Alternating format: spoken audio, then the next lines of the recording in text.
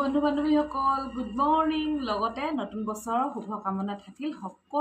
সকলোৰে মংগলময় হওক শুভ হওক দেই গোটেই বছৰটো যেন তেনেধৰণে পাৰ হয় তাতে ইমান ঠাণ্ডা পৰিছে জুইৰ ওচৰত বহিও তত পোৱা নাই গম পাইছে তাতে 1 জানুৱাৰী মানে ঠাণ্ডাকৈ পাৰ কৰিব পাৰি জানো গাহৰি অকণমান আনিব ওলাইছোঁ ওচৰতে কাটিছে তাৰপিছত সেই বোলো আপোনালোকক জনাই দিওঁ ভিডিঅ'বোৰ আগলৈ চাই থাকিব আৰু কেনেধৰণে বনাওঁ তাকো বোলো আপোনালোকক দেখুৱাই থাকিম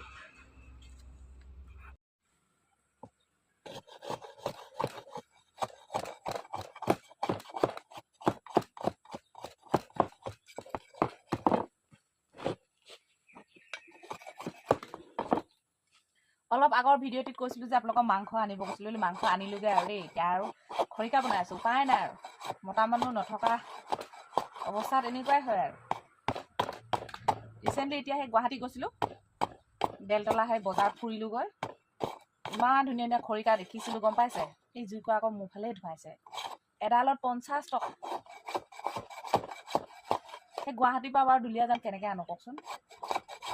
নানিলোঁ আৰু